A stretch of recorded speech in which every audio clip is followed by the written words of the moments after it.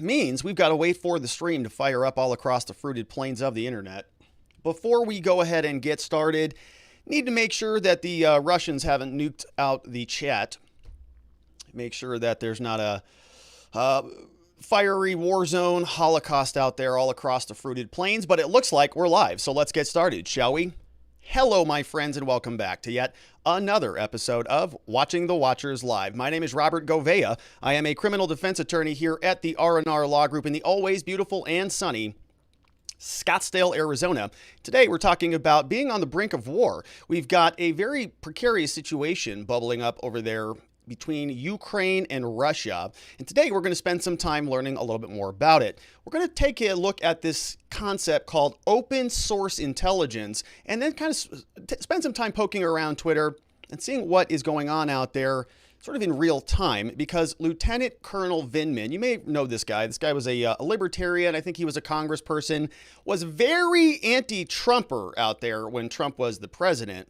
Colonel Vindman is now saying that we're on the brink of World War III, essentially, saying there's going to be, not equivocating about this, there will be a big European war. And so we're going to break down that statement and really kind of piece together what's happening, because the Department of Defense is now flexing out there on their Twitter account. They posted this new video of some pretty cool aircraft taking off vertically up and down. And so we'll spend some time seeing exactly what's going on out there as the pieces get moved around the chessboard, and then we'll take a look at what the White House is saying about it all, because we had three people from the Biden team out there hitting the media in full force, three different press briefings from three different people. We've got Jen Psaki, obviously, we all know who she is. She came out. We had to hear from her a little bit about what's going on with Ukraine.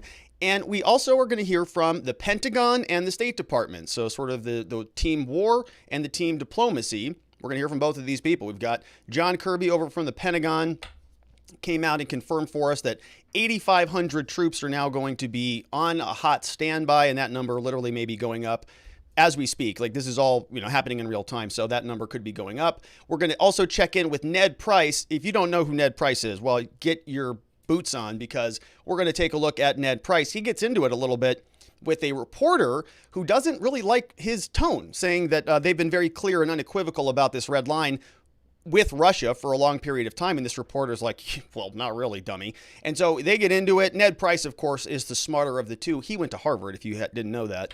And so, of course, he's going to win that argument because he's so smart.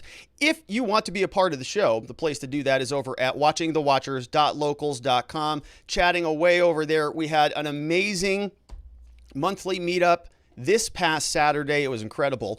Our very own Sergeant Bob joined us, and we were going to talk, I didn't really have much of a plan. I was going to talk about 10, 15 minutes and take some questions. We ended up talking for a full 90 minutes with Sergeant Bob, the full time. And it was incredible. Normally my conversations with police officers are not as friendly, a little bit more contentious, but it was a great time. And really, we're incredibly grateful for Sergeant Bob and Miss Lucky for sharing their time. Sergeant Bob got all suited up in his outfit, his uniform, right? It's not an outfit, it's a uniform. And he was detailing a little bit more about this book. And so I put a link down to this book down in the description below. I would love it if you supported Sergeant Bob. He's an awesome member of this community. His book's available on Kindle. It's $5.99. It's nothing. And so I bought this book back in July. It's a great book. I'd encourage you to go check it out. The link is in the description below. And look at this handsome fella. Look at this fella. He's a handsome man, and he's a cherished member of our community, and so give him support over there at watchingthewatchers.locals.com. All right, and so without any further ado, let's get right back into the show. What's going on out there today? World War III. Are we on the brink of war? A lot of people are getting very sort of outraged about what's going on. And a lot of these people are coming from our government, from the White House. And in fact, some people are sort of raising their eyebrows about this, because there's murmuring that other people in other parts of the world are not as on red alert as our own officials are. And so let's take a look at the very top. We have this guy, Alexander Vindman. Alexander Vindman is a lieutenant colonel, I believe, somebody who served in the U.S. Armed Services, and he's on with MSNBC. This took place over this past weekend, and he's going to be detailing what the situation looks like for us. And he does not paint a very pleasant picture. So let's listen in here to Mr. Vindman, and he's going to give us a framework, and then we're going to dive into the meat and potatoes. Could you expand on your piece, Colonel Vindman, and then tell me what you think about what happened today?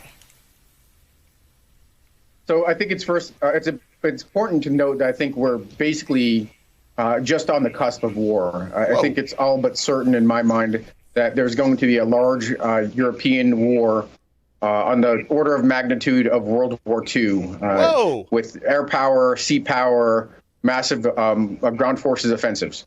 And my concern now is making sure that the United States is postured for that outcome. Wow. Okay. So making sure that the United States is postured for that outcome.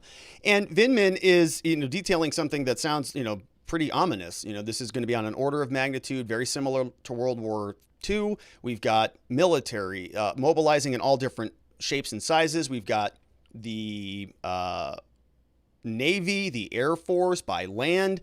And so let's actually dive into this just a little bit. Let's poke around and see if we can piece together what is actually happening out there. We've got open source intelligence. Now, this is something that's pretty neat. And this is kind of a concept that you can really have a lot of fun with on Twitter if you're interested in this. But it's called open source intelligence. And you'll see that on Twitter, a lot of them will use this acronym OSINT, so like OSINT or something. I don't know how you say it, but it's the idea that what you're doing is you're actually gathering intelligence from a bunch of open source data. And it's pretty cool. We're going to go through this here in a minute. But it's primarily used in national security, law enforcement. Basically, the idea is you're gobbling up free data, stuff that is already out there. So media, internet, so newspapers, magazines, YouTube stuff, social media sites, scouring hashtags or location data. Scrubbing discussion groups, public government data. We've got maps and speeches and websites, commercial data, commercial imagery, flight trackers, literature, blah, blah, blah. Okay.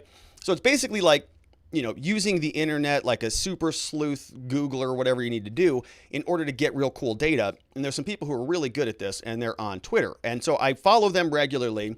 And I've been paying extra special attention to them because of what's happening in this entire theater. And I want to introduce you to a couple people on Twitter. This is OSINT Technical. So this is Open Source Intelligence Technical. And he introduced us to this fella, Gallon Deck. All right. So we're going to poke around between both these guys. But Gallon Deck here actually is making these nice little graphics. And he's showing us some of the movement that's taking place in the seas. And so here you can see, of course, this is sort of north of Europe. You can see Finland, Sweden, Norway over here on the left. And so Russia's going to be over here on the right, Ukraine down here. And you can see it looks like a Russian fleet is moving towards sort of around the European continent and sort of making its way back down into the Mediterranean. You can see there's another Norwegian ship here. So it's, I don't know the makeup of these ships, but he's got them actually labeled. So this is the W-32, Andines, and then these other 4 ships have Russian names. And so this is just live traffic that somebody's just sort of scrubbing off of the internet. And so, presumably these are making their way back around down the bottom, and they're going to head their way, over into the Mediterranean, over where the border is, where they're needed. This is sort of where you might see them work down into. So this is another one from Gallon Deck, says estimated position of the Russian, the NATO, and the U.S. Navy groupings. And so this is, very interesting because you can actually see now where they are all sort of assembling. And so follow him, of course, on Twitter and over on Telegram if you're interested down there. But you can see, right, I think those are the same Russian ships that were making their way around Portugal up through this the Strait of Gibraltar. And then we've got a couple of U.S. ships, the Roosevelt, the Porter. You've got, I think that is Spain or Portugal, the Cumberland. You've got, another, looks like a German ship. We have another Russian ship, and then we've got 3 U.S. big ships, right? The USS Harry Truman is making its way over there along with 2 other U.S. ships right in between Italy and Greece. And so, some serious mobilization is happening, and this is just what we see down in the seas.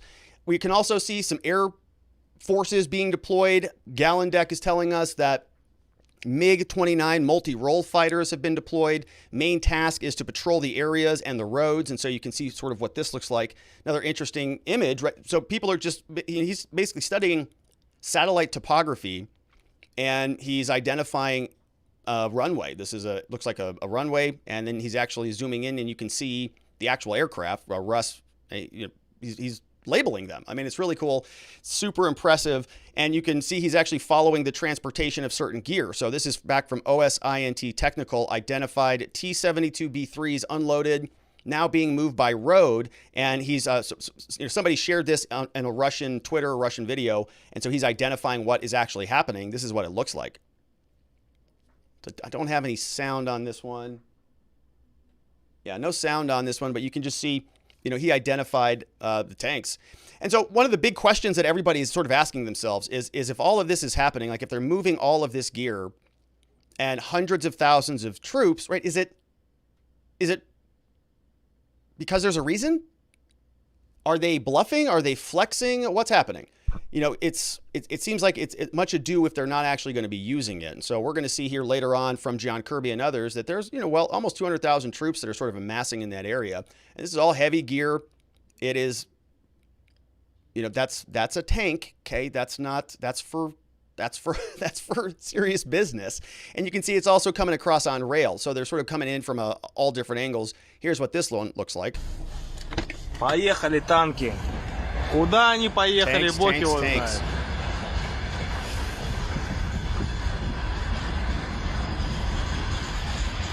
Right. And so I'm watching some of the chat, people saying, oh, Russia's saying it's just war games, of course.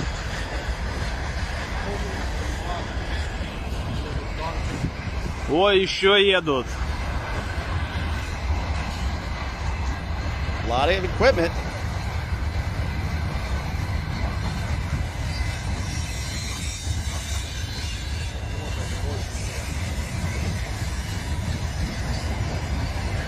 So there it goes. Yeah, a lot of people in the chat have some, very interesting comments. They're saying, Russians move assets all the time. This is something they regularly do. Many people saying, yeah, Biden would really like this for them to invade because it's going to take all of the attention off all of his other incompetence, many of which we have been chronicling here on this show. And so it's kind of hard to make heads or tails of what's happening, but it certainly does feel a lot like they're pointing over there. They're saying, oh, this is a huge problem. We all need to be very, very concerned about this.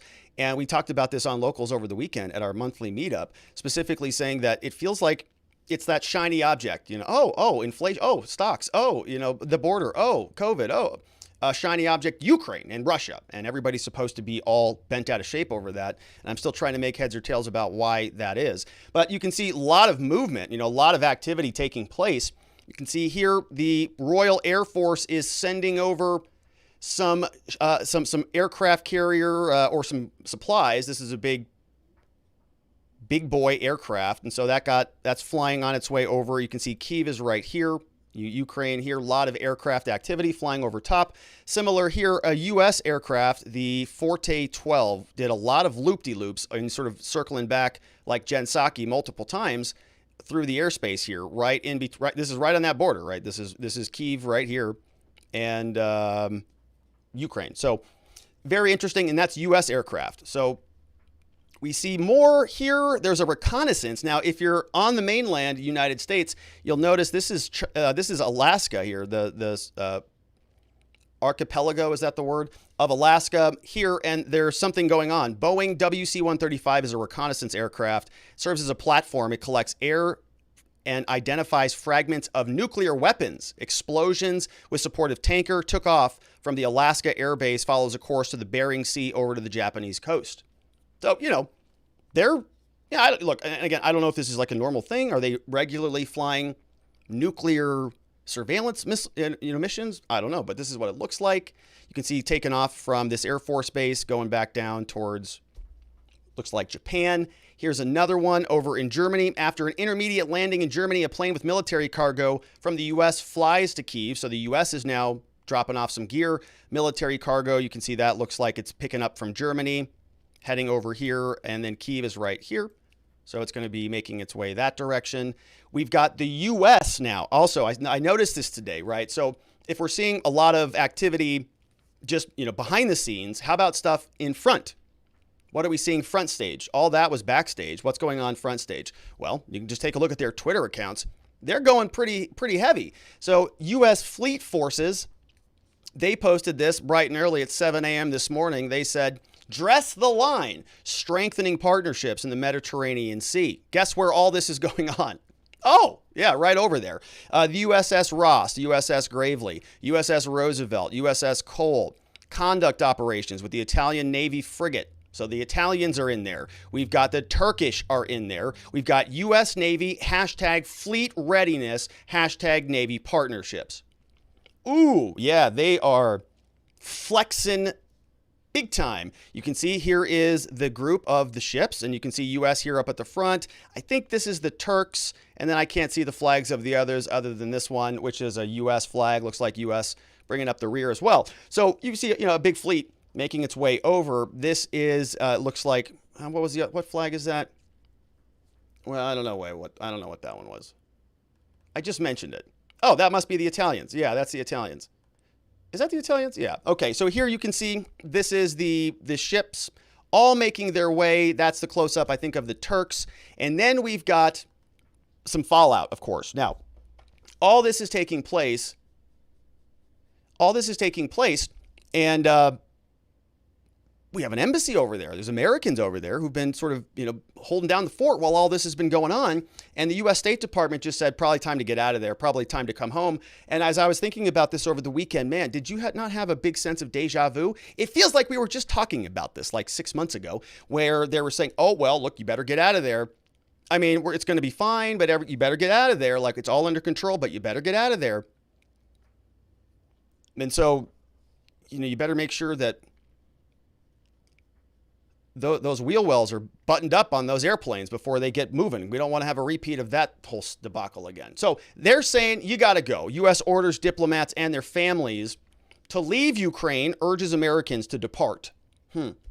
U.S. is now ordering relatives of American embassy staffers to leave the country, giving certain diplomats the option to depart. State Department said on Sunday, latest sign that American officials think Russia is likely once again to invade Ukraine. Now, Ukraine was already invaded in 2014, okay? And remember how short ago that was? That wasn't that long ago.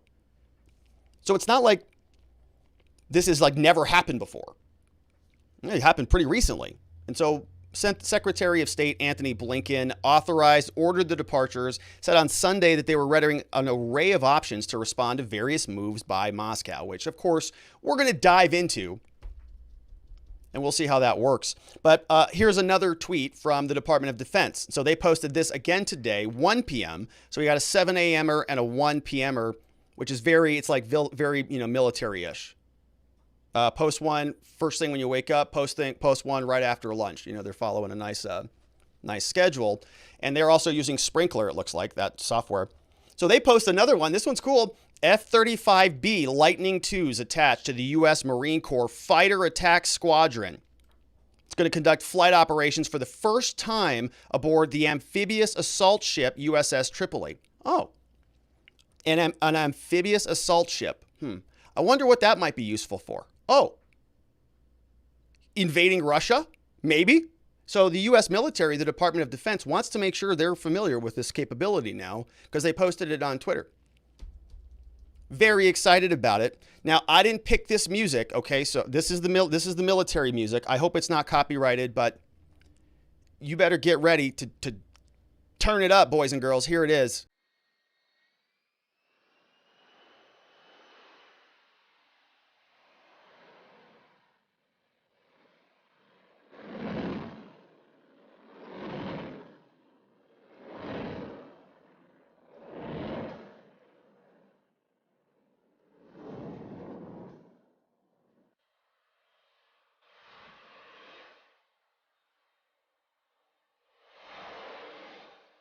All right, that's pretty cool.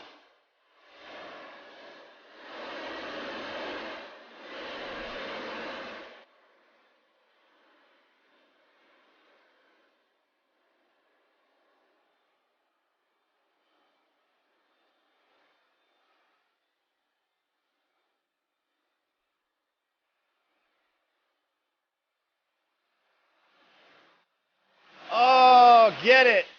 Boom. Love it. All right. All right. All right, so that's pretty cool. Now, I got to say that is pretty cool. So the temporary rock out there moment. All right, so we can all, I think, pause on that and say, yeah, that's pretty cool. Now, hopefully we don't have to go into a World War III on a global catastrophe scale, but pretty cool. And, a plane that can do that and land is pretty neat. All right, so all that being said, what is that? That is the military flexing, right? They are out there and they are getting... they're getting very tweet heavy with all these posts. They want the world to see both sides. What's happening behind the scenes, what's happening in front of the scenes. And so let's go back to Mr. Vindman, who we started at the beginning, who's prognosticating that Europe's going to be pretty much a war zone in the foreseeable future. Is there anything that can be done? We saw all that mobilization. We saw vertical takeoff and landing of the U.S. fighter squadrons. Pretty cool stuff. But can we avoid war? Can we just not do that because we just got out of one? Didn't go so well for the United States, and that was against the Taliban. So if it involves Russia, who's I would presume to be more competent than the Taliban, then maybe it's not a good thing to do. I don't know. Is there anything that can be done, Mr. Vindman? What do you say about this? I think there's little to be done to avoid it at this point. I think the U.S. was over-reliant on a deterrent based on a reactionary policy. So if Russia does this, these are the consequences that it could bear out. In reality, the Russians have significant reasons to doubt U.S. resolve in this space. I think that at this point, we also need to start preparing for the day after, the day of that outcome, for the humanitarian catastrophe that's going to unfold in Europe, for the contingencies of having to reassure U.S. allies in Eastern Europe that are going to want some U.S. presence there to ensure that Russia's objectives are in fact limited to Ukraine, and we're going to have to come to the reality that there are going to be seismic effects on the geopolitical landscape, the economic landscape that the American people should be aware of, because there are going to be direct impacts on the U.S. economy, on U.S. national security, and we should just be doing everything we can to prepare for that.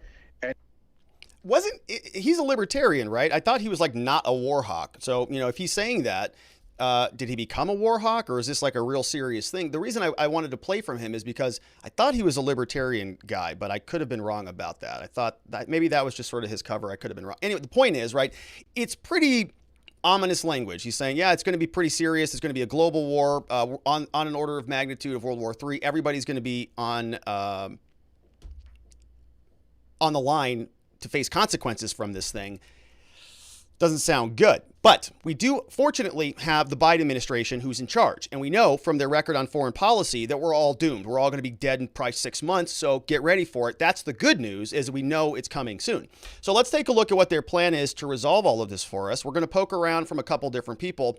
Number one is going to be the State Department, the diplomatic arm. These are the people that told us that everything was going to work out pretty well with Afghanistan and other, debacles that they've been involved in, like that treaty where they snubbed the French for some reason. So this guy is Ned Price. Ned Price, if you're not aware of this guy, he went to Harvard. So look, any criticisms of him, just keep those to yourself, okay? Because obviously he's smarter than we are. And so he's going to detail for us about Russia's plan. I've got several clips. He had a press conference today. We've got Ned Price, who's going to deal with diplomacy. We're going to check in with John Kirby, who's over at the Pentagon. And then, of course, we've got Jen Psaki, who's over at the White House, just tying it all together. Let's start with Ned Price. Ned Price is here, and he's going to be telling us about Russia's plan, telling us what Russia is doing is probably looking like something. Now, the thing that they're cleaning up today, Jen and Kirby and Ned, they're all going to be cleaning up the screw up from Joe Biden that happened last week, where he gave us a little bit of uncertainty about what was a problem and what was not. We're going to get to that clip in a minute. But here what they're doing now, and got to pay close attention to this, is they're defining a hard line. As we listen to all three of these people, keep that in mind. What's the line? What's the threshold? What happens if Russia does X? What's the U.S. going to do? Here is Ned now detailing Russia's plan. Comes to what the Russians have planned.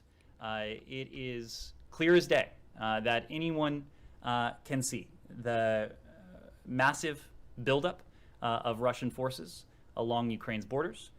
We have been very clear about our concerns. Have you been? When it comes to other forms of aggression and provocations that the Russians might seek to take and have already taken. But there's only one person who knows what the Russian Federation has in store for Ukraine, and that's Vladimir Putin. Our goal has been to deter and to defend against any such plans, just as we are ready to continue down the path of diplomacy and dialogue. You have seen us. Okay, so detailing two plans, right? Defend and deter, or go down diplomacy and dialogue. Now that is some good. I just caught that. Defend and deter, or diplomacy and dialogue. That's a four-fer right there. Normally we do the trilogies. Trilogies are better than fours for sure because it's sort of awkward. But here, this is clever because he's got defend and deter on the defense military side, and dialogue and diplomacy on the state. It's clever. It's good. They must teach you that at Harvard, because that is pretty good symmetry right there. We're going to see how it plays out for them. Now, that being said, what is the line, right? He said we've been very clear about all this, blah, blah, blah, blah, but techno nonsense speak. What is the line? What's the threshold? He says we've been clear about this, but reporters today are not having it. They're going to tell him, actually, your administration has not been clear about any of this. And the phrase that we're going to hear a lot of is the word daylight. Daylight. Now, he's going to tell us this right here. He's going to get snippy with the reporter a little bit. Say, excuse me, madam, I have a problem with the premise of your question, another Harvard line. And what that means is he doesn't believe that the foundation of her question, I had to look this up, the foundation of her question is not accurate. It's got a foundational problem. So he's going to say that, and then they're going to talk about this clear red line thing. Here he is. And I want to take issue with the premise of your question, because in all of those engagements, the in-person engagements, the conversations, the video conferences, in every single one of those engagements, we have heard, and you in turn have heard from not only us, but from our European allies and partners, individual allies, NATO, the OSCE, the G7, the European Union, the European Council. You have heard the same message. If any Russian forces move across the border, that's a renewed invasion. It will be met with a swift, severe, and united response on the part of the United States and on the part of our allies. Listen. So there is no ambiguity about that. Listen. There is no ambiguity. There is no daylight. Ooh, there it is. We know that, and importantly, the Russian Federation knows that. Right. So okay, did you hear that? Okay, so let's break that down. There's no ambiguity, and there's no daylight. We've been very clear about this. And I was listening to that very closely, and I want to make sure we heard what he said there. And he did it quickly because he knows they don't really want this to be sort of everywhere. But his line is, he said it specifically, I wrote it down, if they cross the border, that's a renewed invasion. That's met with swift repercussions. Okay, that's the line, right? If they cross the border, if one Russian crosses that border, now I don't know what border he's talking about or how they define the border, or if it's the interior of the contested land, that border, or is it the exterior of the contested land, that border, and what really, constitutes a crossing of the border? Is it, gear? Is it temporary? Who knows, right? And so I'm sure they're going to educate us about that as this continues to unfold. But the point is, he says, we've been clear about this. No ambiguities. And the language he uses is, there's no daylight. Okay, there's no daylight about any of this. And you idiots in the press, you should know better because I told you this is how it all works. Now, listen to this reporter. Wait, hold on. Before we get there, we got to ask ourselves, is there daylight? So you just heard from Ned Price. I forgot we had Biden next. Ned Price said there's no ambiguities. Okay, if they cross the border, that's it. We're going to be angry about it. And we're probably going to, I don't know, write a letter to them or something. But that's not what Joe Biden said. Here's what Joe Biden said previously. So I think what you're going to see is that Russia will be held accountable if it invades. And it depends on what it does. It's one thing if it's a minor incursion and then we end up having a fight about what to do and not do, et cetera. Yeah. So different. That's different than what Ned Price just said. Obviously, not even remotely close. And so this reporter, now it's very hard to hear. I'm not sure if you're going to be able to hear this. But listen to what this reporter says. She says, okay, well, there's a little bit of daylight there, Ned, but just going to skip over that. And Ned doesn't let her get away with that. So she says, okay, well, I think there's daylight there. Nobody understands what the heck this administration means by what Joe Biden said. So anyways, regardless, let me move on to my next question. And he says, hang on a minute. We're going to go back to that little flippant comment, which is like a $4 word from Harvard. And he's now going to say, there actually is no daylight. So listen to him. He gets snippy here. Okay, thank you. There's quite a bit of daylight, but I'm not going to entertain that for too long. I'm wondering, can you shed a little bit light on what you guys want to achieve with this particular meeting? And then I'm going to go on to the non-paper. Well, let me come back to your flippant remark, and maybe it was just intended to be a flippant remark, but I couldn't resist. No, it's just, I mean, the president has said that there are differences of opinion, and this has been something that we've been experiencing. The president said it. What you have heard from the president, we just heard it. What you have heard from the secretary, what you have heard from the National Security Advisor, what you have heard from others, is that in the event of Russian aggression against Ukraine, there will be a response. It will be swift. It will be severe. In the event of an incursion, it will be unprecedented in terms of the steps we are prepared to take. And you can say that there's daylight, but I hope you also take a look and listen to the statements that have emanated from European capitals, the statements that have emanated from NATO, from the OSCE, from the G7, from the European Commission, from the United States, from our allies standing next to Secretary Blinken, whether that was Foreign Minister Baerbock, whether it was other allies and partners with whom we have met in recent weeks and over the past 2 months. Yeah. So one can claim. So he beats this point for like another 2 minutes. They're so upset that this happened because this really, really screws up their entire structure. If there's ambiguity about what this line is, what this red line in the sand is, or whether they can cross the sort of contested zone, the outer barrier, the interior barrier, all of these things. If the Russians can sort of latch on to Joe Biden, even if it's just as a propaganda ploy, right? For their own forces, for their own people, for their own side. No, we're not violating anything. We're just taking back what's rightfully ours, not an incursion. Joe Biden said, we can argue over all this stuff. And so what Ned Price and what the State Department is trying to do, and what we're going to hear John Kirby's trying to do, and we're going to hear what Jen Psaki's trying to do, is really dial back in on that line, saying this is something we've been unequivocal about because they know that Putin's going to drive a truck through this thing, because Joe Biden just gave them an opening. All sorts of ambiguity. There's not even, it sounds like solidarity now amongst the NATO allies because of Joe Biden's stupid comment. And so this man, 37 years of diplomatic experience as a senator, he might have just single-handedly, with his 2-hour press conference, screwed the whole thing up, which is just outstanding. So let's take a look at another clip here from Ned Price. So the first reporter was like, okay, Ned, you said there's no daylight. I think there is, kind of like openly mocking him in front of everybody, which is why he had to go back to it. Goes back to this other reporter, and this other reporter's like, okay, well, you say there's no daylight on that thing. How about there's no daylight on this thing, talking about the characterization of the threat? Just changing it, saying, well, we also think there's no daylight about this issue. Would you like to comment on that there, Ned? Here he is. So you said there's no daylight on the response, and we will see that. But there's clearly, and it's public out there, daylight on the characterization of the threat. Okay, so listen to this real quick. So I forgot to preface this. Now, it's quiet because he's asking a question. He doesn't have a big microphone. But he says there's daylight on the characterization of the threat. Now, pay close attention, right? Because I pay a lot of attention to U.S. news, right? But I don't read Russian, so it's hard for me to go and read a Russian newspaper or a French newspaper.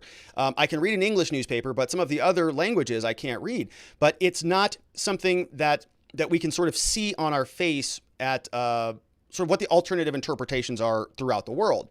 But a lot of the times these reporters, I'm learning, are not, these are reporters sort of not from American media. A lot of these people are representing other media from other parts of the world because they have, they're more concerned about what the State Department is doing than we are concerned about what the State Department is doing, because most of the State Department issues are not domestic, right? They're foreign issues. And so these are foreign reporters. And when they ask their questions, you can sort of glean a lot out from them, even if they don't answer their questions. And so what this reporter is going to be asking, hopefully that makes sense. What this reporter is going to be asking about is specifically the alarming tone that's coming out of the Biden administration. And this is something that I've noticed, and we talked about this on Locals on Saturday, also noticing, man, it's like they went from like 0 to 100 like overnight. many people are saying, well, what about our border? What about our country? What about, our men and women who might have to be embroiled in this thing if this turns up? And it went from 0 to 60 in 2.9 seconds. Very, very aggressively. But this reporter from a different part of the world says, we're not feeling that same sort of tension. Our government is not like, this is red alert World War III status. All right, the Russians did this in 2014. This has been a contested part of that part of the world for a long period of time. We have our White House. It's like beating their chests like a bunch of lunatics, like they've been doing for basically the last year. And we're not seeing that same sort of response. So Ned, why is this the response from your administration? Here's what he says. The European, French, and others, Mr. Borrell, seem to be pretty annoyed by the alarming tone in Washington about an imminent threat, and they've been saying we don't have to get a nervous breakdown, we have to calm down. And calm down. We don't see that so imminent threat as the U.S. says. Do you still say there's an imminent threat of invasion? Why there is this difference between you and the Europeans? Yeah, why is there this difference between you and the Europeans? Why do you think that this is like a level 5 catastrophic, imminent, urgent threat? Our people are not thinking that. We're sort of seeing that they're sort of annoyed that you are ratcheting this up. Why is that? Ned, do you still think this is like a category 5 hurricane? What's up? Francesco, we don't see the difference you refer to. What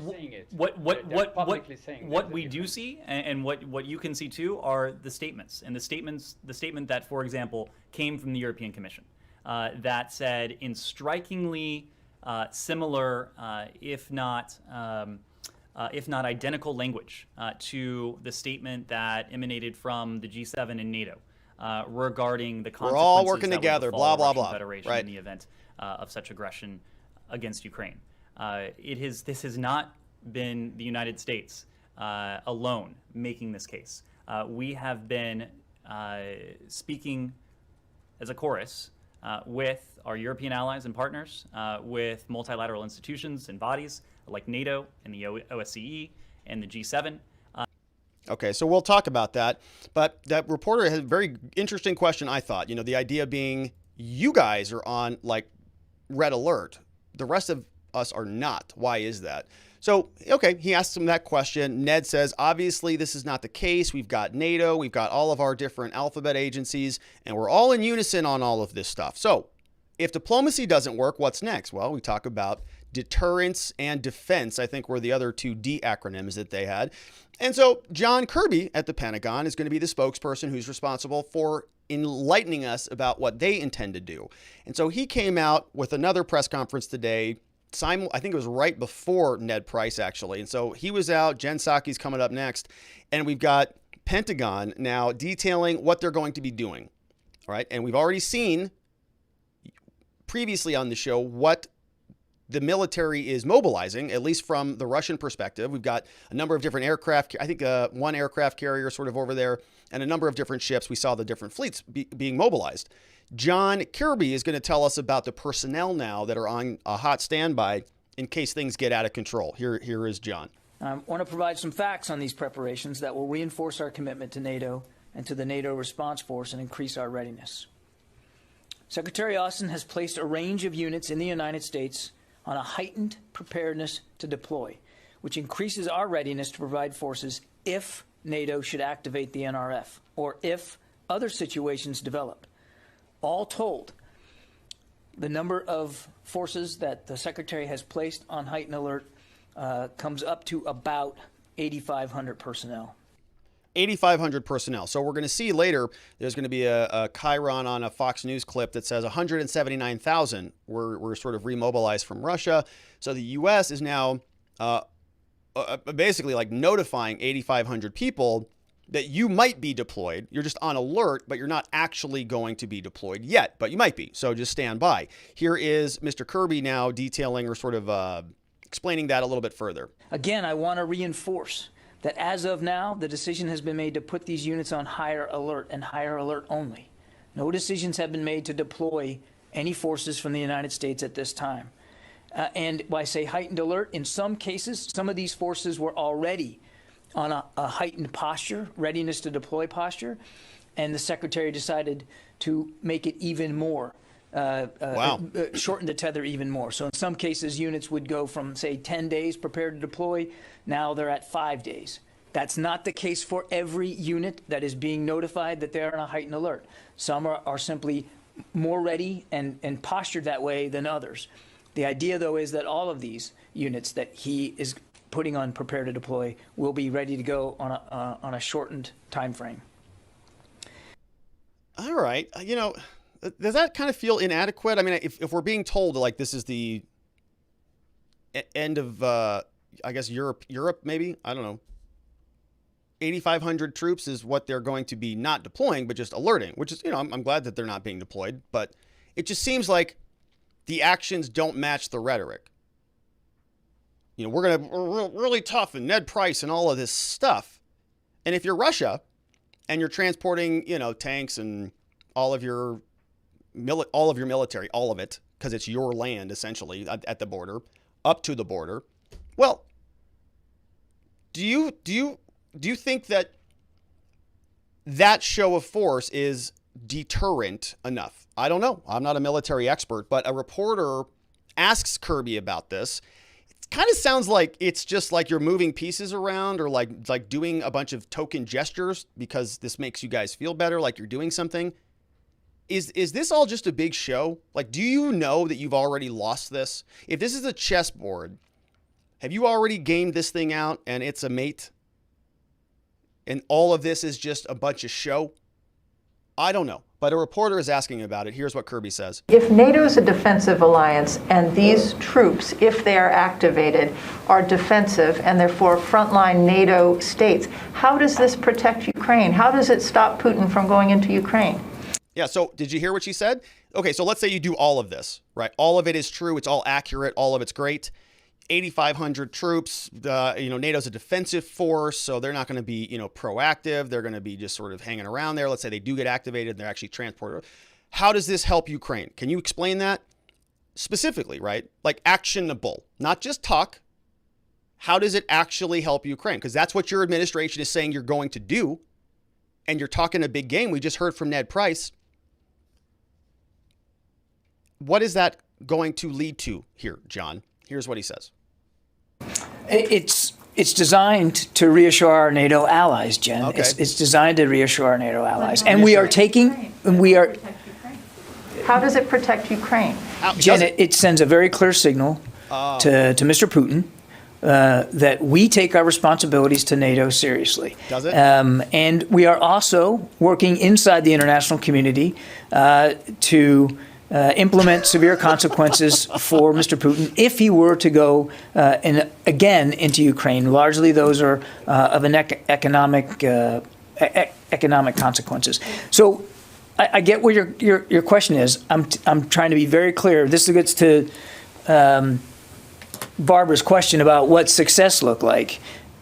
We obviously don't want to see another incursion in Ukraine. We are using lots of levers to try to communicate why that would be a bad thing for Russia to do. But number two, and it's not an insignificant number two, is to make sure that NATO stays unified and that NATO, our allies, are able to defend themselves. And that is what this decision is all about. It's about putting these forces on a heightened alert in case NATO needs them. David. Oh, my goodness. So, okay. So he just said that it's not really intended to do anything. I mean, I think that's what he said, right?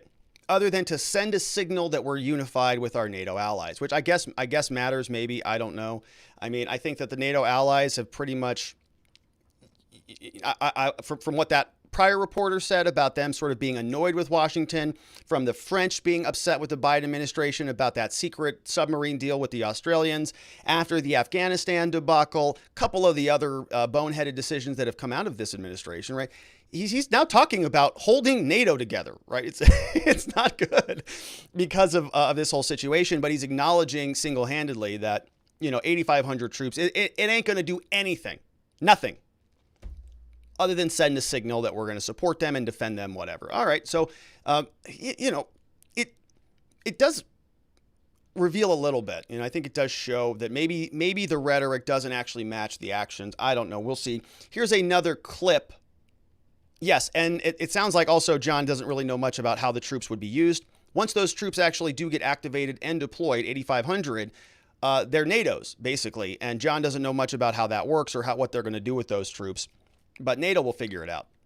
Is there a process by which this NATO response force is activated? Does there have to be a meeting? Is it a political decision, or is it just a tactical military decision? What is it? I mean, well, it's a NATO decision, David. I'd refer you to NATO to go through the puts and takes of exactly how that decision gets made. But I'm sure it's going to have to be one where all the allies are consulted, and it's a political military thing. I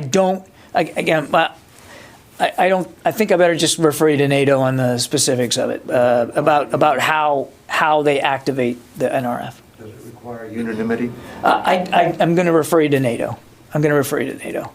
Yeah. So it's basically just loaning troops over to the NATO, organization, and then they'll figure out what to do with everything. And so it's a show of alliance, which.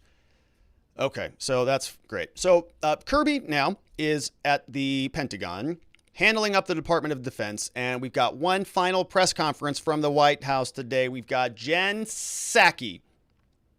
Here's Jen.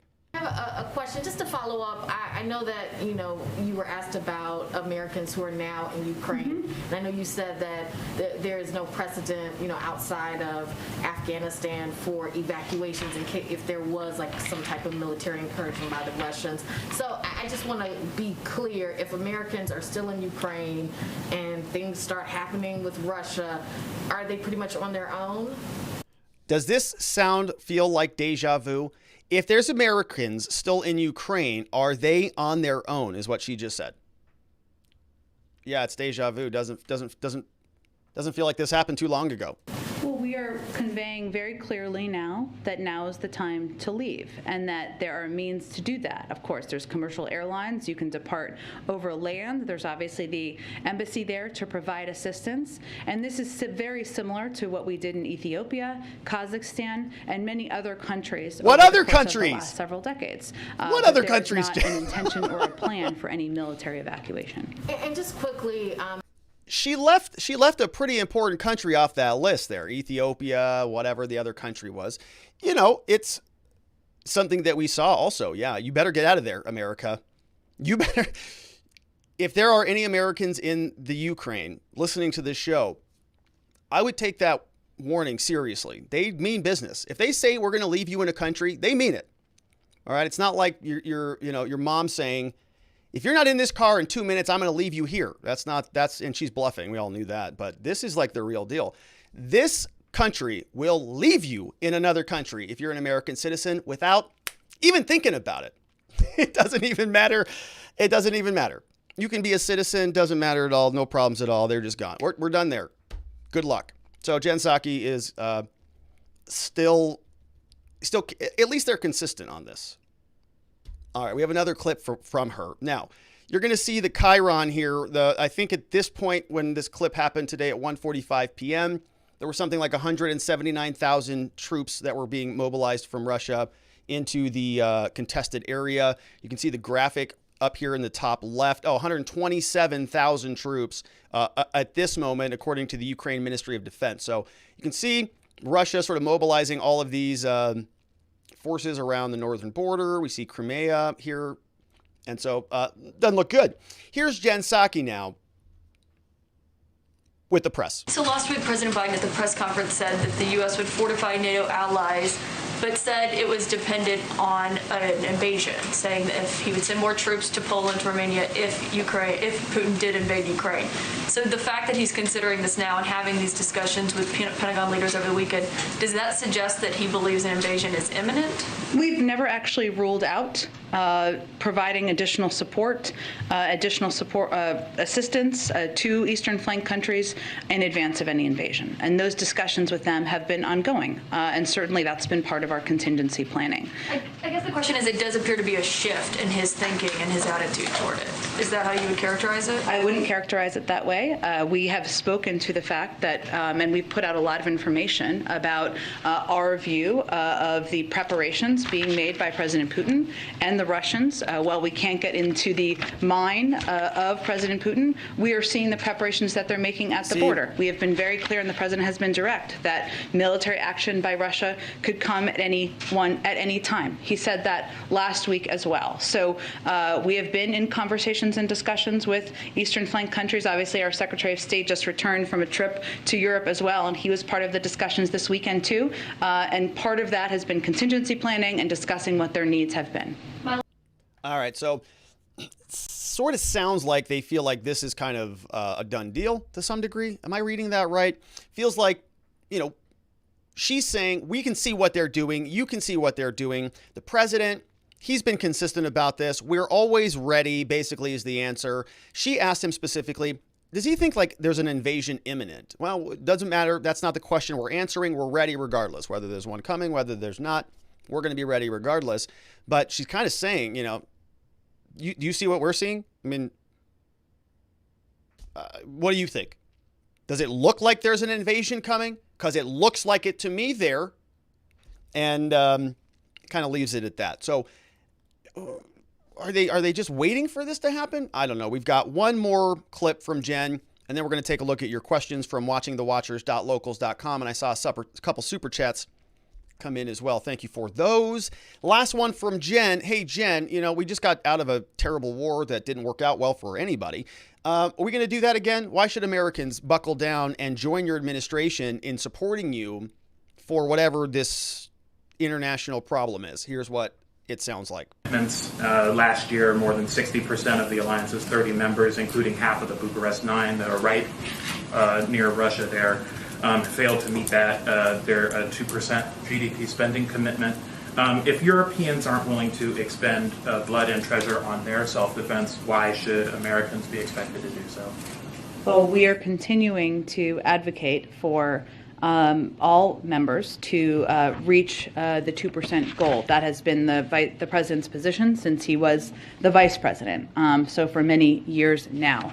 I would say that we have a sacred obligation under NATO, and we believe it is also in our interest to support our Eastern Flank countries and their security, and also to be clear about the value we have as Americans, which is that no country should be able to take with force another country as Russia is attempting to do at this point in time.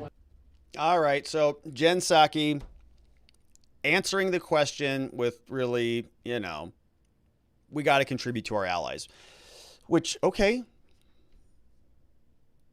For what? For NATO?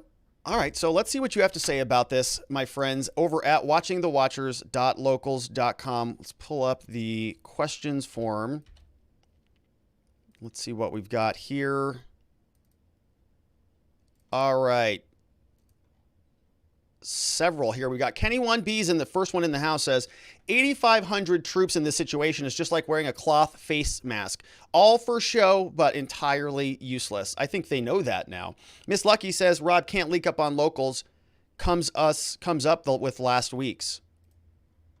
Somebody else on YouTube said that there was a locals chat problem. So if you're having a locals chat problem, you are not alone. Somebody mentioned that Zulu and Vienticus both had chat problems over there. So I'll check on that after the show. Apologies. It's Ed says, I seem to recall everyone freaking out about Trump causing World War III and going to war with Russia when Trump won the Republican nomination. Obviously, that turned reversed into a Russian collusion conspiracy. Now, here we are, year 2 of Biden's term. It looks like war is very close. Seems like it was a case of projection of guilt from the last 5 to 6 years. Yeah. We're all the anti-war people who are so mad at Donald Trump for being the, modern Hitler. Kenny 1B says the fundamental problem with OSINT is that it's easily fabricated and counterfeit, but useful to get a general idea based on the volume of reporting. Very good point, right? They could just move it, right? Poison the data, right? Like sort of a poison pill type of concept. K Stu says, Rob, you got to check this out. Let me link this real quickly, see what this is. It's a YouTube channel. Monkeyworks YouTube channel is coming highly recommended. So check them out. Monkey Works, WERX, is coming highly recommended from K-Stu. I have it bookmarked. Sergeant Bob says, are they bluffing? Just ask the Hungarians that were there in 1957. From Sergeant Bob. Astute history there. Former LEO says, I would like to see subpoenas issued to find out why the request for the National Guard on January 6th was rejected. Seems like a conspiracy to overthrow the government. It's a good question there, former LEO. Good to see you. It's been a little while. Kenny 1B says, Putin is doing this now because he knows the U.S. will argue and fight each other about what to do about it. Putin thinks it's an opportune time to take over Ukraine. And I didn't have time to clip everything today, but China is also, I think they had their largest ever incursion into the Taiwan airspace ever. So they know, right? They know that America is massively divided and totally screwed up and taking advantage of it. Sergeant Bob is here, says, Biden cannot afford another UK, this is a UK word warning, UK alert. Biden cannot afford another cock-up. He can't, that's for sure there, Sergeant Bob. Thank you for that cultural intertwining. We have Vienticus Prime says, I would pay money for one of the actresses who played Jane Brady to make a sound clip of Russia, Russia, Russia. Sergeant Bob says, what? No woke music? Is the tide turning? That's true, Sergeant Bob. That military music was like, let's go, smash things and break things. And I think that's pretty good. Vienticus says, looking for Goose's body to heavy metal. It's still too soon. Goose's death is always too soon. Planes can be sexy too. An F-35B, that's a sexy plane, baby. Hashtag F-22 for life. F-30B for life. Hashtag Psaki is sexy. Oh, those are some spicy hashtags. I don't even want to know what that last one turns up. Monster One says, how does former American Vice President Biden hope to secure the Ukrainian border when he can't secure the southern border? Good question. Well, that's what Kamala's doing. She's on top of that one. 503 Unlimited says, keep an eye on China. Russia, Ukraine is being used as a diversion. But if they make it here, they'll get some Red Dawn action. Wolverines. Yeah, that would be... when you were a kid, didn't you kind of secretly hope that would, like, the Russians would invade or something? Because then you could, join together with your kids in your high school class and save America. I kind of hoped for that sometimes when I was sitting there in Mr. Whatever's history class. Kenny 1B said, all this Russian military equipment is there for a one-way trip. All we can do is position to prevent Russia from continuing into Romania and Poland. So you kind of stop them from going any further, but you cede certain territory. Kenny 1B says deterrence posturing is only good if it's credible and capable. Joe Biden is neither.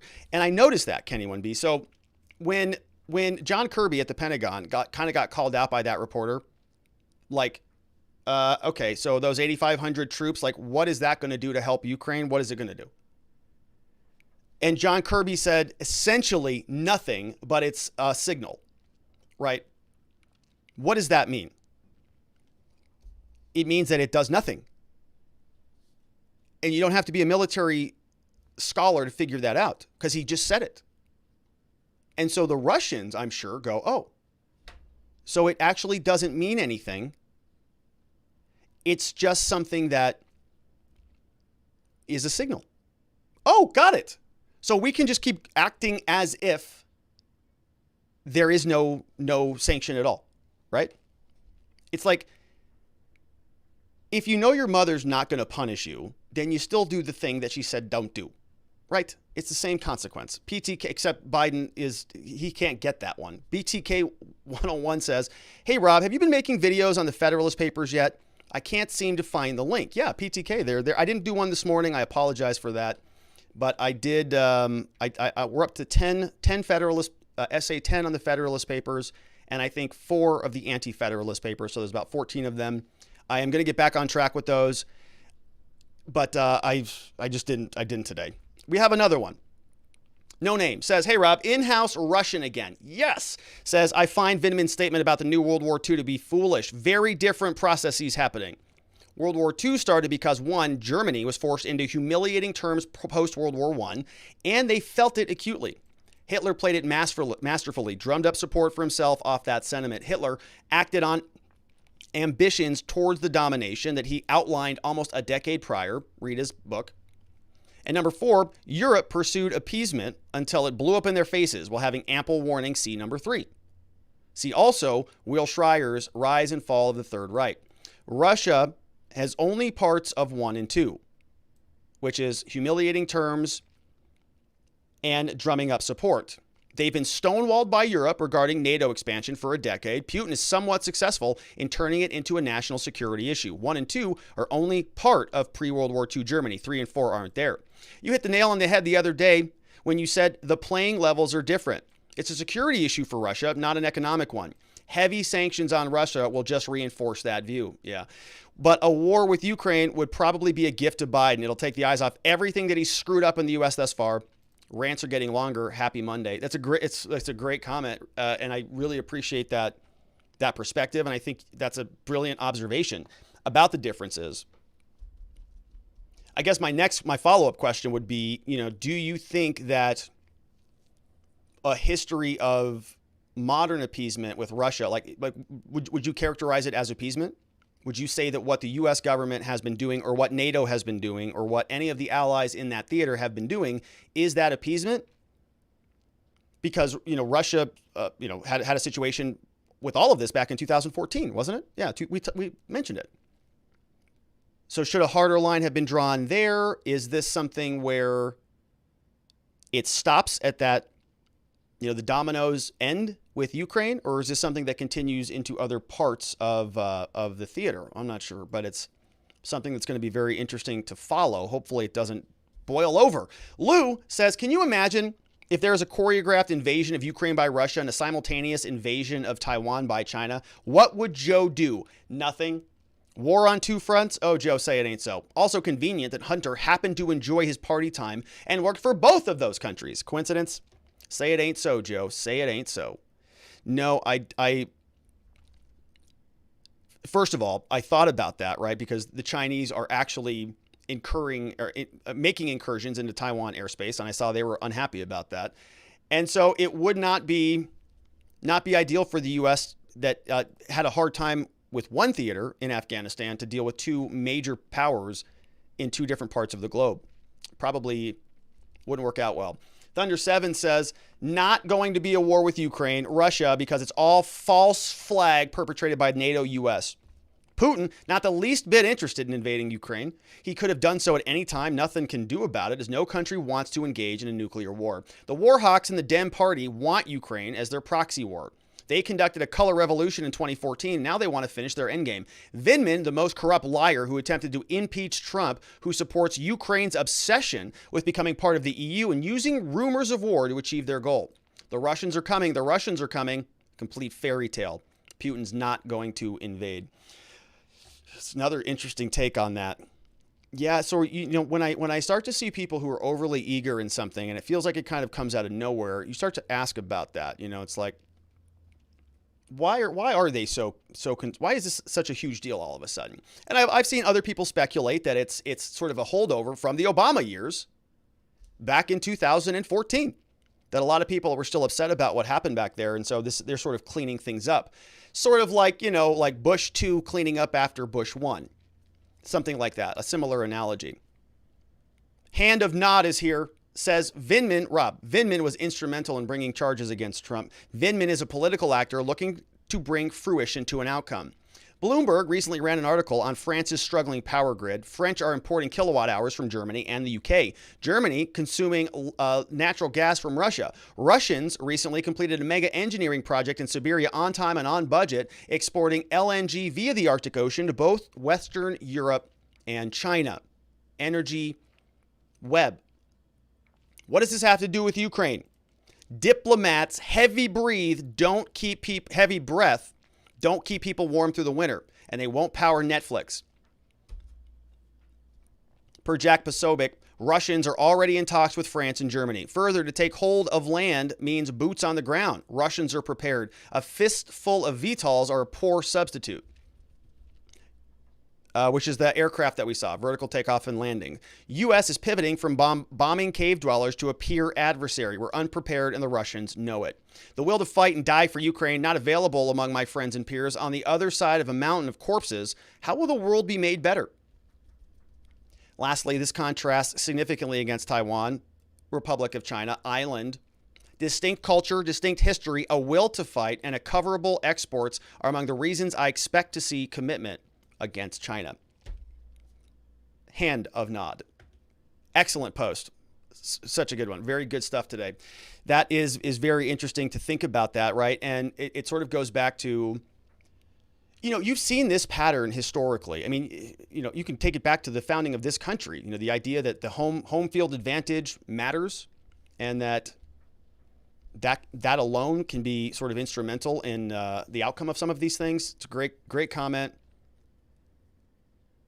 And listen, this is something that a lot of people are talking about, sort of a much more of a multipolar world. If the United States cannot, interface well with France and Germany and provide them with what they need or be a strong ally to them, why would they not find a better alliance with somebody else who can? Right? It's just standard game theory. Like, why would anybody be loyal to somebody who is not serving you? I don't know. But people do it all the time. Let's see what else. Kenny1B says, I've spent time in Washington with various think tanks that war game exactly as the confrontation, that war game, this type of confrontation, almost always results in a regional tactical nuclear exchange and an overall military stalemate. Pray for Ukraine and for Europe. Oh my goodness, that doesn't sound good at all. Yikes. All right, well, hopefully that's not the case. We've got Backer the hacker is here on YouTube. Says, Rob, did you change your name? Yeah. I thought you were called Grueller, not Govea. What does Esquire mean? It's a good question, Backer. Thanks for asking about it. I did change my name. So Govea is my mother's name, my mother's name, and my family name over there. And I was born Grueller, and I just decided, I'm very close with my mom. I just decided I wanted to be a Govea, and so I made the switch. Here we are. There's a lot more to it than that, but it's sort of the nuts and bolts of how it all works. Esquire is lawyer. That's what that means. So my name is Robert Govea. And I like it. It fits nicely. Feels good. Thank you for asking about it. Not Applicable says, a lot of pro-Russian assets in the chat these days. It's hard to tell. It's hard to tell who's who anymore. Thank you for submitting that there. Not Applicable. Alex Watts says, thank you for your perspective. Thank you, Alex Watts, for your support here on the show. Jay with the super chat donation, no question, but thank you very much for that, Jay. Not Applicable says, Putin is a Russian ethnicity demagogue that wants back the USSR vis-a-vis Alexander Dugin, and the EU has been appeasing Russian aggression for decades. Oh, all right. Well, that sort of answers the question, I think, maybe from, was that Hand of Nod that we talked? No, it was prior to that. Yeah, about appeasement and about how that may not work out well. Monster One says, wasn't that Vindman guy involved in Trump's impeachment? Yeah, he was for sure, right? He's like a big Democrat person.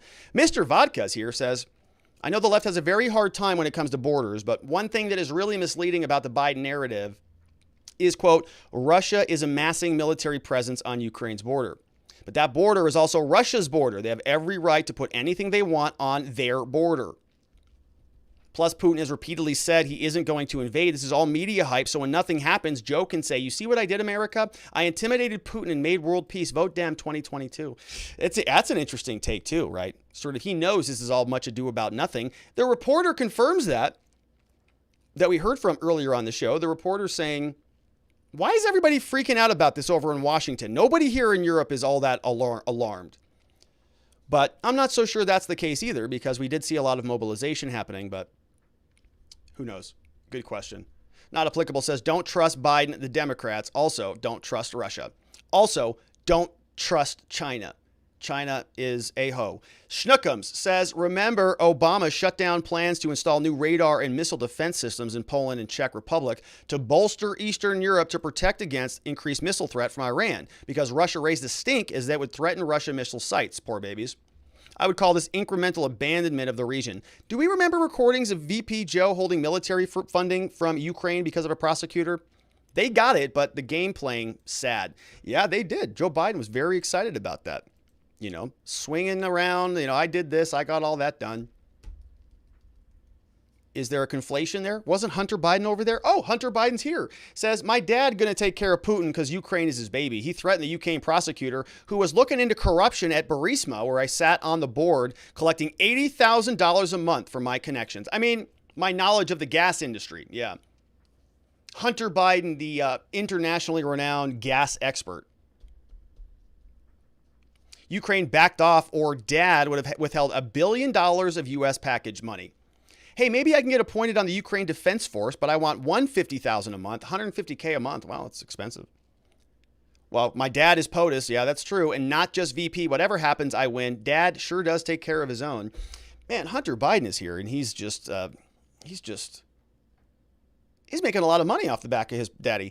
Kenny 1B says the 8,500 troops has nothing to do with Ukraine and everything to do with showing NATO the U.S. is willing to wear a cloth mask to the fight. Well, that's nice of them. Okay, so that's a great analogy too. NATO will unify to prevent Russia from continuing their invasion into Romania or Poland under Article 5. So NATO will unify from Kenny 1B. Also says, I have a college friend that married a Ukrainian man she met on a missionary trip and started a family in Kyiv. She just arrived back in the U.S. I'm hoping she's able to bring her husband and young children with her. Yeah, hopefully they can get out of there. Tim Flynn says, is there any chance that Putin wasn't or isn't expecting any military response from NATO? Is he really trying to start World War III? Yeah, I mean, is this whole thing just a big game of poker? Like, is he just amassing all of those there just to put everybody on edge? Or does he have an end game here? Does he want to negotiate something? Don't know. TKUA says, have you checked out Putin's palace in Glensdijk? You don't get that on a presidential salary. So no, but I've read many articles about the Russian oligarchy and sort of how much money they have. Like it's on the order of, they're like Zuckerberg's in place, like, right? Multiple levels of multi-billion-dollar oligarchs over there that just own the entire oil and gas industry, metal industries, everything. It's very corrupt, obviously. Not applicable. Oh, so we just got that one. Let's see what's over on locals.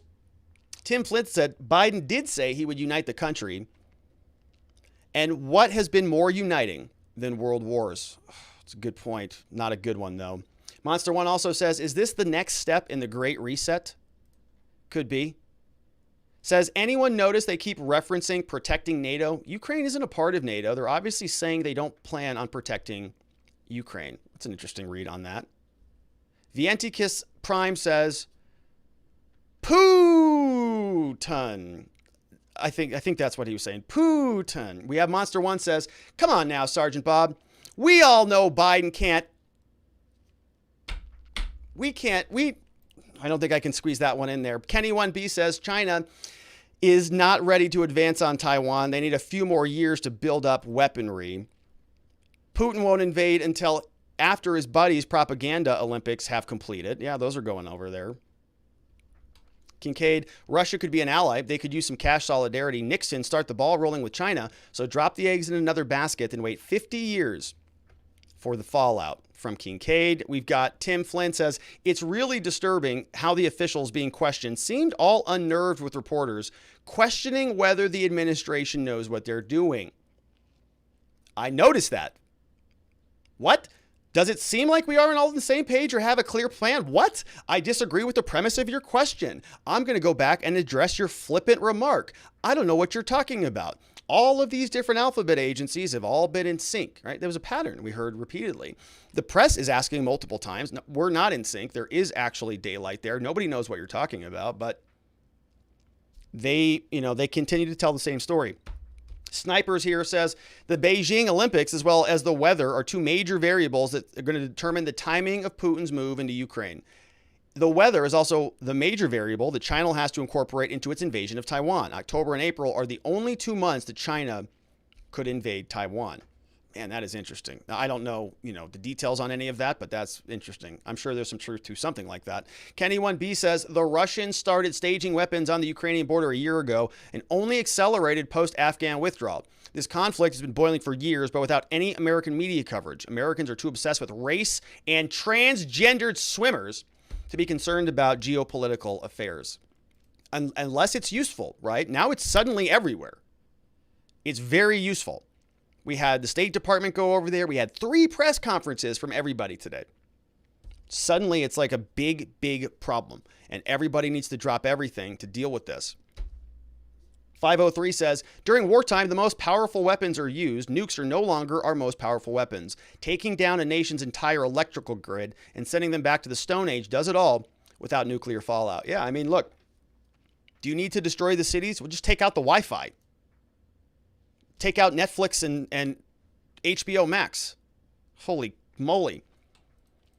People are going to have to read books, and they'll be killing each other in 6 hours. C. Rose says, hey, Rob, have you seen the clip of Joe Biden calling Peter Doocy a stupid SOB? No, I haven't. Is that new? Is that a new one? Oh, my goodness. That sounds good. Biden, Doocy. Let's see what we got here. Yeah, 1 hour ago. Here it is. Biden calls Doocy a stupid son of a bitch. Thank you for this, C. Rose. Let's just pull this up right now, shall we? All right. Here's the video. Here's what we've got. Let's play it. Why are you sending 8,500 troops to Ukraine, possibly? Thank you, guys. Will you take questions on inflation then? Let's move. Thank you. Thank you Do all. you think inflation is a political liability? That's a great asset. More inflation. What a stupid son of a bitch. Oh, you couldn't really hear it, but I think you can see him mouth it. You can see him mouth it there, but of course, this stupid loser player at CNBC, these things always do that.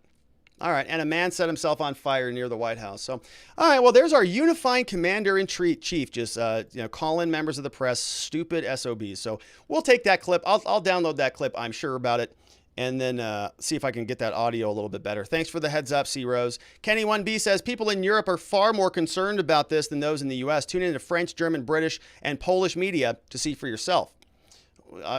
There you go, then. So I would imagine, right? Because that's their part of the world. In-house Russian says, I don't think it was appeasement on the part of the Europeans with Russia, probably more of the opposite. Germany annexed sovereign Austria under some flimsy pretext and rolled into Czechoslovakia as the much mightier Britain and France look on. Didn't declare war until it got to Poland, by which point the German war machine was well underway. That's the appeasement. Although France and Britain still could have quashed it with a concerted effort even then, but anyway, a non-expansion of NATO eastward would probably have done it. Not sure what those countries can contribute militarily anyway. By the way, a German general or an admiral, forget which, just got sacked for saying basically that. Yeah, it was a German. It was a German somebody. He got sacked for saying that. I thought that guy got sort of sacked from criticizing the Chinese, but I don't recall. Not applicable says DNC would love for Putin to win. Fellow travelers also says love how even nuclear annihilation is political now. It's a good point. Yeah, it's like, well, look, maybe we should have a nuclear war. You know, maybe if you're a Democrat these days and you're supporting Joe Biden in these efforts, you're like, yeah, well, what do you think? You know, it's Ukraine, Rob. They're an important ally. What, are you just going to let the Russians, who almost hacked America and almost installed that maniac Donald Trump, we're going to let them get away with ruining the world? No, we better nuke them. And if they nuke us, well, that's just how it goes. Sasha Shisha says, let's go solve another country's problem with our troops' lives and let our own people suffer here. Must be nice. Must be nice, yeah. Hey, Rob, hope you and your fam are doing well. Back at you, Sasha. Yeah, it's like, it's weird because we have our own border here that has a lot of problems, doesn't it? Sasha also says, time to stock up on Bitcoin like the president of El Salvador, Rob. We won't be slaves to fiat and their policies. Well, Sasha, the crypto markets are not looking so hot right now. Have you seen them? Woo! They're down, but that doesn't mean that I don't believe in them. I still believe in them. In fact, I'm buying the dip on the way down, baby. You know it, and holding strong always. Wolfie says, has the Fed anti-Fed series stopped or will continue it? I will continue it. I'm not going to not do it. I actually I'm hopeful that I'm not getting sick. I actually have like a little bit of a tickle. So I got to bed early last night, didn't record too much. hopefully I'm going to kick this thing, whatever it is. Sasha says, I think Biden meant to call himself that. Oopsie. From Sasha Sisha. We have another one from I Am Techie says, Rob, your show is as clear as day. Well, thank you, I Am Techie. I appreciate that. And another one from Dabiff says, Russia has roughly 2 months to get it done before the snow melts. There was a cyber attack in Ukraine attacking utilities over the weekend disguised as ransomware. But instead of paying and getting your stuff back, it just destroyed the systems involved. You think this is just a good cover-up for Taiwan? If we do go into Ukraine to help, do you think Russia sides with China and makes an alliance? You know, those are really good questions, Biff, and probably outside of my domain of expertise. But I've said, and I think the pattern is pretty consistent, that the United States is not as strong as it once was. And if other countries see that and they have a better deal with another country, there's going to be more pressure for them to take that. So a good example of this would be like I heard, I was listening to an interview on a crypto project, actually. And this guy lives over in, I think, Indonesia, somewhere over there. And he's he's a tech bro who's doing very cool creative stuff. And part of his business model is not to even worry about the United States, right? The United States, the SEC, any of that crap, any of the taxes, IRS, global jurisdiction, any of it, because it's too regulatory. There's just too much stuff there. And the market is just not as attractive as it once was anymore. You've got 340 million Americans, whereas you've got in China, right, 1.3 billion, or in India, right, whatever that is, 1.2, right? Massive markets that just dwarf the American market. And if the U.S. government, if the dollar's garbage because they're printing money, if we can't, even get testing right after 2 years, if we can't run a military that comports itself appropriately, or let's say to win in Afghanistan, and the list goes on, then why do these new startups and these other new entities have to align with the United States? It's just free markets, and it's just capitalism, and it's just business as usual. And so as this continues, to go on, it might have been like something that would have been beyond even thinking about, to say that maybe France and Germany or somebody sides with Russia over the U.S. But Russia's their neighbor, and if Russia has a better deal and provides them more than the U.S. can from a continent away, well, the equation's changed, and people are going to make equations that best serve their interests. And if people don't realize that, I think that's a mistake. And I think that is what this current administration is doing, quite frankly. I think that they think that just because it's NATO and because they're doing like the right thing or something, that Putin's going to say, well, I guess I'm going to really care about what the international community thinks about me. And I guess I better just go home because I don't want to be scolded by them, right? That's not how this works. He didn't care. Kenny 1B says, guns don't need the electric grid to kill people. Many other countries are not so reliant on the electrical grid. Nuclear weapons are still needed for those countries. Kincaid says, Rob, what do you think of NFTs? So I'm not sold on NFTs. I'm not opposed to them, but I'm not somebody who thinks that they're quite ripe yet. Personally, I see them sort of as a hobby rather than a solid long-term investment. But I'm not an art person either, so I'm just not a collectibles person in general. I don't care about autographs. I don't care about signed photos. I don't care about memorabilia or any of that stuff. So NFTs are just not my thing. I like crypto because it's very, I like the utility of it. I like, certain projects that have actual utility, not the meme coins and stuff like that. Although I think those are fun and they have some utility, but I like the other projects that I think are solving problems, like replacing a payment system. If you have a crypto project like Avalanche or Sol's been having problems, but something that you can build a new infrastructure on the back end of that's very cool. Let's see. Ray Epps was here, says, why all this Russia talk? Can we get back to the real business of investigating the Trump supporters who almost overthrew this country? Ray Epps. Vientica says, do you like cloth masks? I do not like cloth masks, not even a little bit. Biden's hot mic audio was left ear only. Oh, well, that's why I didn't hear it. So that's why I didn't hear it, because I've got my right ear. Oh, how about that? So maybe you did hear it. Well, I didn't hear it. That's funny. Well, thank you for the heads up on that. Oh my God, this is awesome. We have all eyes on Russia, but the biggest enemies are here at home. Shouldn't Americans worry about all the BS going on here? That's what I'm more concerned about. Look, I care about all people all over the world, but there's only so much that anybody can do out there. You can care about them, but the military is only so big and our resources are only so big. And for the last 2 years, this country has been in dire straits, as far as I can tell. And I think that things might be better served if we focus more at home than we do abroad. But I didn't go to Harvard, so what do I know? Sasha says, Rob, I don't think you understand. The U.S. Dems can provide very valuable help. They will guide and help you with your pronouns and gender identification. Most important thing in the world. Look, I don't know if I can handle all the permutations. There's just so many of them now. And it's complicated. There was that story about, I think, the transgender swimmer. I can't even get it. It's too confusing for me. But, fortunately, there's going to be a lot of people who will help usher me into this new communist world that we're slowly moving into. All right, my friends, that was it from our friends over. Oh, we got 2 more. Kenny1B says, look at the concept of counter value versus counter force with respect to nuclear exchange. I will. We have some serious military thinkers here on this chat today, which is super cool. Kincaid says, I figured you would see the silly in them. Speaking of crypto, what is the news on the regulations, i.e. the government, etc.? Thank you. Have a good evening.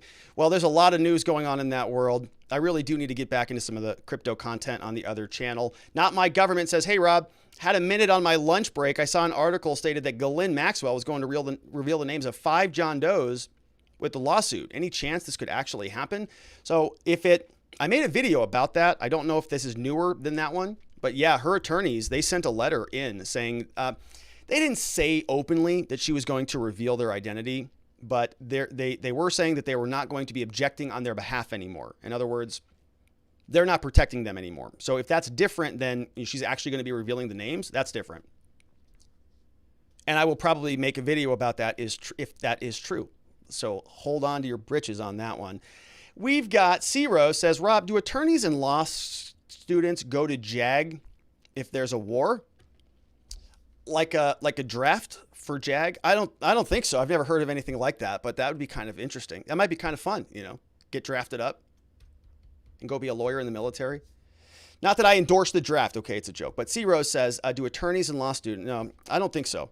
I don't think there's anything like that, but it might be a fun idea. Mott says, I don't agree with everything said here, but the FT article, quote, a divided Europe gazes at its navel, best summarizes the situation. Nothing will happen, from Mott. I kind of think that too. I kind of do. I think that this is all much of posturing. And I felt it. There's sort of unity in wanting us to look somewhere else. And that would be the best thing for them. And nothing freaks people out like another world war. And they're trying to take that to their advantage. Wait. You mean John Doe, not John Doe. John Doe, not John Doe. Is that because they... Oh, that's just terrible. All right, my friends, and I think I closed out my slides, so we're just going to leave it right there. I want to thank everybody for being a part of the show. Great questions today, a lot of fun, very interesting stuff. We're going to continue to follow it, but we'll see what happens tomorrow. Hopefully the thing starts to boil down, but we will be back here to do it all again tomorrow. Same time, same place, 4 p.m. Arizona time, 5 p.m. Mountain, 6 p.m. on the East Coast for that one Florida man. Everybody else have a tremendous evening. Sleep very well. I'll see you right back here tomorrow. Bye-bye.